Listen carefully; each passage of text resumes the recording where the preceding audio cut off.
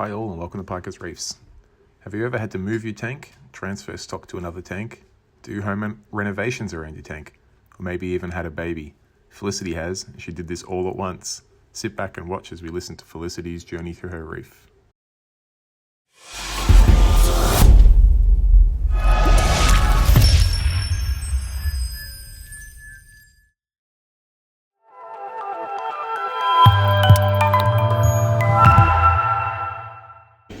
Tell us about your reefing journey. At the moment, it's a bit of a tragic story, but I did start probably about 6 years ago when we had an apartment, and I started off with a UFO 550, which is an Apple One tank. My husband sadly called it the tank of death, and the only thing that survived was an anemone and 2 clownfish, which I still currently have.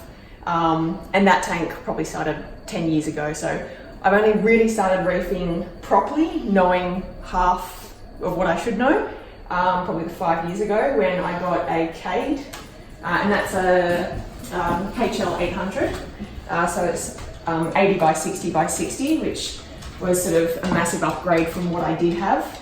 And it's been shut down and I've transferred all that stock over to a new tank into the new part of our build, like our house build. So you tackled that tank swap at like the just easiest time of your life. So we were actually living in the front part of the house, which is 50% renovated at the moment. We're living in 2 bedrooms with a bathroom and no toilet. So we had the lovely workers portaloo outside.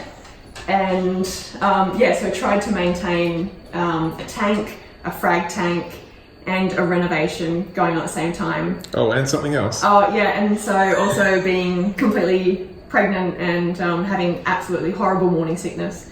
So it has been quite a journey, as they say. But yeah, I think it's turned out all right. I feel quite comfortable with the new tank, and I know things are only going to get better with the frag tank as well. That's nice. Speaking of the frag tank, this is your frag tank as it sits here now. This frag tank's been through baptism of fire throughout the renovation. Can you tell us about some of the things that happened to it? So I got the frag tank the day of reef stock in 2018, which was the day that I found out that I was pregnant. So it was quite funny when we were having drinks down in the bar, and I just decided to have a lemon lime bitters instead. But a cider would have gone down great. So that got pumped by a guy named Greg, and he drilled the holes, which I was quite nervous with. But he was just a pro and quite comfortable with it. So I've got a fair few zoanthids and SBS, which are struggling at the moment. I think partly because just the natural sunlight that comes through and the heat, but also during the renovations we had the ceilings changed and we had raining of cockroach poo.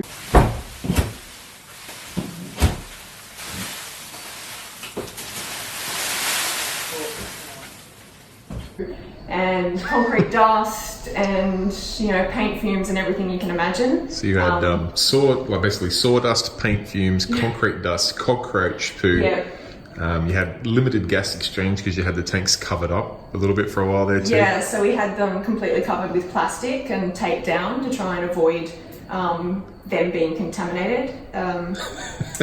It worked but didn't work. And also, the frag tank was plumbed into the original Cade, so they were sort of helping each other a little bit. But now this is just running on a heater and a wave maker. So the plan for this tank is once I move it out, which will be hopefully in a week or so, the builder will come back, fix up all the rest of the front foyer. The large Cade will move, and then this will be shifted down into the corner and just become a self-contained unit. Connected with a litre meter from the main tank. Awesome. Yeah. Speaking of the main tank, you want to take us through? Yeah, sure. Now, how long have you had water in the main tank? Since about the 30th of April. And that sort of sat while I was in hospital until a week and a half ago when I got out. And so while I had a newborn, 5-day-old little baby girl, Frankie Olive Sutherland. Who I've aptly named Baby Kessel. Yep, so nicknamed by my reefing mates Baby Kessel. She was fresh out of hospital and I was transferring stock. So after, being in hospital operation and having my little darling daughter, I had to get everything moved over so the builder could come and fix up the rest of the renovation. So I was on a deadline and time limit, but I think everything's coming along quite well. I'm quite happy. So Absolutely. This is a second-hand Red Sea reefer, which had custom plumbing originally. So I've tried just to go back to simple. I've always sort of been quite a simple reefer. I haven't had any reactors or anything like that. I haven't dived into it too much. I think the best piece of tech that I have is a litre meter, which I think has really saved my tank during the renovation, just changing 20 litres a day to try and keep that water as clean as I possibly can. And then just, normal dosing. I do Reef antibiotics, but I haven't really dived too far into any sort of, coral essentials or anything like that. And I think so far I'm happy with the way it is, besides the plumbing leaking, which I'm just going to leave for the moment. I have MacGyvered the back so it can't drip into the back and onto a floorboard, so it just drips onto some plastic and back into the sump. I'm fairly happy with it. Absolutely. And despite going through all of these things, a tank change, new sand, going to be some new rock, all the paint fumes, dust, cockroach poo, you've still got some, I know some pieces are browned out and you're pretty self-critical on that, but most things are still showing incredible colour and great signs of health, which is mind-boggling. Yeah, so at the moment, the frag racks that are in there are pretty much the pieces that are sort of most dear to me or important. And they're only here temporarily. I don't like the look of them, so that will mean that they will go back into the frag tank when it's 100% ready. And obviously the scape is not done. I've just got to wait till I move the frag tank and get that back and set up. And then I've got some real reef rock, which I've got a couple of large cave pieces in the sump at the moment, just sort of curing until I'm ready to, get into the most important part, which is the scaping. Sounds great. And what sort of scape are you going to be looking for? You got some caves, but you got this showpiece clam that's going to be a fairly central part of the scape. So the clam didn't start off quite so big. It was sort of like a large fist size about 5 years ago, and it just keeps growing even through all the crap. Literally pyramid snails, starfish that have been a pest. It's still surviving, it's still growing really well. It needed more space in the old tank, but I still think it needs a bit more space in this tank. So it might sit in the centre, maybe a little bit off centre. I'm looking at some caves and then maybe a slight bridge. 2 main bromines, but I'm not quite sure just yet. Sort of checking out other people's scapes and getting a bit of inspiration before I start. Yeah, good call. And tell us about some of your livestock, some of your fish and corals and... So pretty much I try to be sustainable as much as I can. So if I can buy tank bred or second-hand fish, it's usually the way I go. Some of these I did purchase. The clowns are about 10 years old with the anemone. They're quite happy, they lay eggs regularly. Unfortunately, when I was moving everything over, I realised that they had some fresh laid eggs on a rock. So I feel really bad. I've never been able to raise them, but I did sort of separate the clowns from their eggs, and they haven't seemed to seek them out just yet. So I've got a yellow tang and a yellow eye coal tang. So they were in separate tanks in the hallway. The coal was in the frag tank and the yellow was in the other cave. And so I've put them in together and they seem quite happy. They haven't bashed each other up yet. And they don't really seem to have much interest in each other. So that's really good. I've got, a pajama cardinal? Is that right? Yeah. He was secondhand. The chromis was secondhand. The 6-line wrasse was secondhand. The male mandarin was secondhand, and then I actually did buy the female mandarin at the local fish store. It was looking pretty skinny, so I've been able to sort of bulk him up a little bit.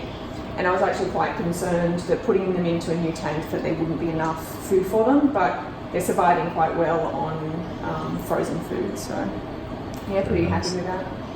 And I know your frags are just taking their time to rebuild their colour and vibrance, but you're known throughout Sydney as being one of the premier fraggers, and you seem to produce and grow corals at an astonishing rate. Have you got any secrets to your success? No secrets.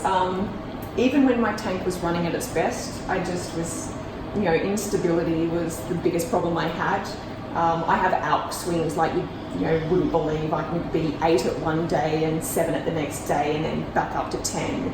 And it's actually like I write everything down in a book, and I was testing daily to try and get some sort of stability, which never worked. And so it's sort of, I think they're pretty tank hardened when I do sell frags that have great colour. Like most of the stories I have are of success with the new owners, because they have gone through a whole lot of shit in my tank. Hopefully I can swear. Yeah, of course you can.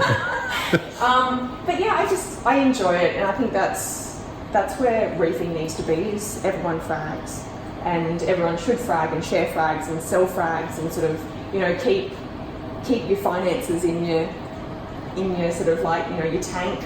That's the only way that my tank survives, is just, by being able to swap and trade and sell, and then buy new things, or second hand to help other people with theirs as they go along. And so, yeah. You're that dedicated into the fragging culture that whilst you weren't able to attend because you were still in hospital, your frags still made an appearance and went home, I know, with a lot of happy customers at Sydney's first frag stock. Yeah, so frag stock was on the cards for quite a while, and baby had been planned to be due on the 16th of April, so plenty of time, no problem, book a tank, I'll be there, yep, I'll have a 2-week or 3-week-old baby, not a problem, can cope. But no, so the planned cesarean failed, told to go home and waited, and she decided that in the end we needed an emergency cesarean anyway, but she came on the 2nd of May, a day before 3rd of May. Yep.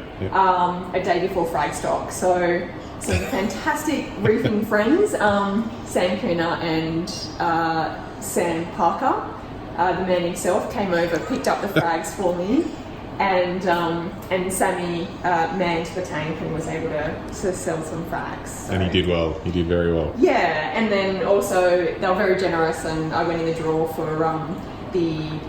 some of the prizes, and I got an Aquabella $100 voucher, which I've just arrived today. Big shout out to Nick. Thank you very much for all his patience. Some fantastic Mantis media blocks and the anything acrylic and Aquabella racks for those media blocks. So that's happy story. Very good. Yeah. So even though I didn't make it on the day, I was really upset actually. Like, I was trying to plan so well to be there, and baby decided that she didn't want to really come until the day before. I can speak firsthand that you were way too focused on the frags after literally having a baby a couple of hours before. But all's well that ends well, because little baby Kessel's doing just great, and your tank's doing much better than it realistically should be. But coming back to your tank, can you run us through some of the equipment you run on this tank? So I've set up 90% of what will be on the tank. So obviously chiller and heater with a controller, which the amazing Sam Parker made for me. I then have just dosing calc mag and alkalinity via doser. Then got just a skimmer. I can't even remember what brand it is. Tunzi? Yep, that sounds right. And then return is just a... It's like a Niles, perhaps? Niles Viper? Yep, that sounds great. I really know my stuff. And then I just, I will have a refugium in there somewhere. But otherwise, the main sort of guy that needs to go on is my leader meter. So again, another Sam Parker inspired piece, which it's expensive, but I would say it's the best purchase I've ever made on a fish tank. So really easy to set up, and then I'll be running the main leader meter on here, and then running a secondary pump to the frag tank, and then running the rest out to waste. So, that means that all my water changes are done for me. I don't have to worry about buckets and lifting and spilling water on, my hardwood floors at all. Absolutely. And I like what you've done with the electrical. Well, there's a couple of things I like here. The electrical compartment, you've got this nice little divider wall to hide some power bricks behind there.